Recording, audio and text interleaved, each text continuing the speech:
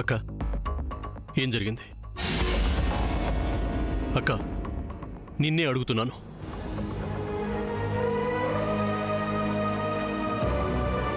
Bag ఎందుకు సర్దుకున్నావు? ఏం జరిగింది? అక్క నిన్నే అడుగుతున్నాను, చెప్పు. మా ఆయన గౌరవం లేని చోట నేను ఉండలేను సూర్య.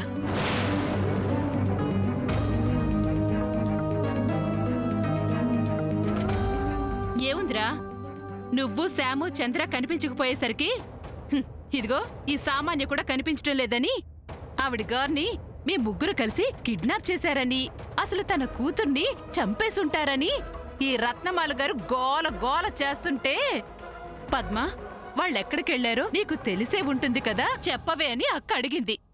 పద్మ నాకు తెలీదు అంది. అక్కడితో ఊరుకోకుండా నీకు తెలుసు చెప్పు అంటూ అక్క ఒకటికి 100 సార్లు పద్మని అడుగుతుంటే, తనకి తెలియదని చెప్తోంది కదా అత్తయ్యగారు అని అల్లుడుగారు అన్నారు. అంతే, ఆ మాత్రానికి అక్క అల్లుడుగారిని ఇది మీకు సంబంధం లేని విషయం కల్పించుకోకండి అంది.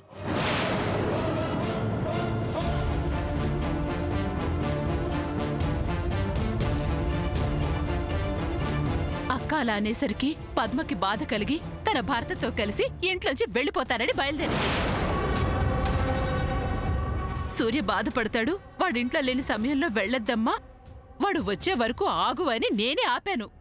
ఇదిగో ఇప్పుడు నువ్వు వచ్చావుగా, అందుకని తను వెళ్ళిపోతానంటుంది. అక్క ఇంటలుండి పెద్దమ్మలాలంటం తప్పే, కానీ నువ్విలా ఇల్లు వదిలి వెళ్ళాలనుకోవటం కరెక్ట్ కాదు. లేదులే సూర్య, ఆయన నేను ఇంకా ఇక్కడే ఉండటం ఆయన ఇల్లరికం ఉన్నట్టుంటుంది. అమ్మ అందుకే అంత మాట అనేసింది. కన్న తల్లే అంత మాట అన్న తర్వాత ఇంకా నేను ఆయన ఇక్కడ ఉండటం అంత మర్యాద కాదు.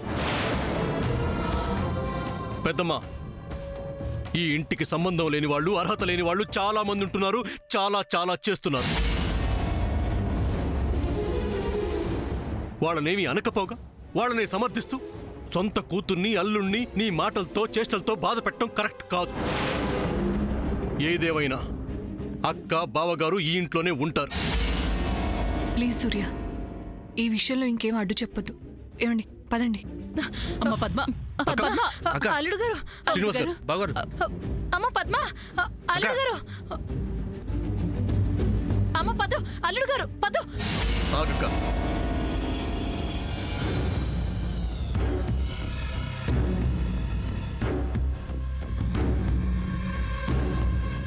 నేను వెళ్ళొద్దని ఇంత చెప్తున్నా, మీరు ఇలా వెళ్ళిపోవటం ఏం బాలేదు.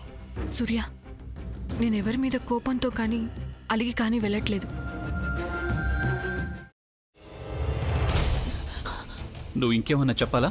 ఇంకేమన్నా అబద్ధం చెప్పాలనుకుంటే చెప్పేయి. నేను చూడాలనుకుంటున్నాను నన్ను మోసం చేయడానికి నువ్వు ఎంత నీచానికి దిగజారగలవు అని. ఎందుకు ఆలియా, ఎందుకు నువ్వు ఇలా చేసావు? నీకు తెలుసు కదా, నానమ్మ తర్వాత నీ ఒక్కదానిని కదా నేను పూర్తిగా నమ్మేది. ఏమన్నావు నువ్వు? ఈ మధ్య అన్నిటినీ మర్చిపోతున్నావా? అది చాలు. వాటిలో ఉన్న శక్తి విషయాన్ని గ్రహించి మనకు వివరిస్తాయి.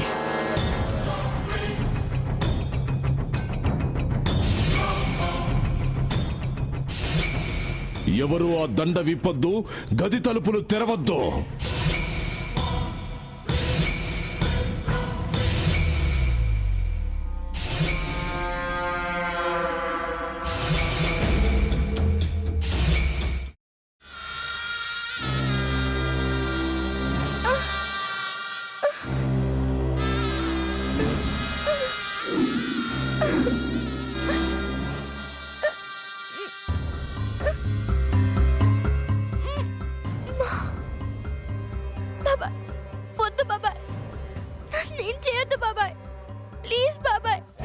నీకు నిజం తెలిసినప్పుడే నా ఆలోచనలో నువ్వు చచ్చిపోయావు.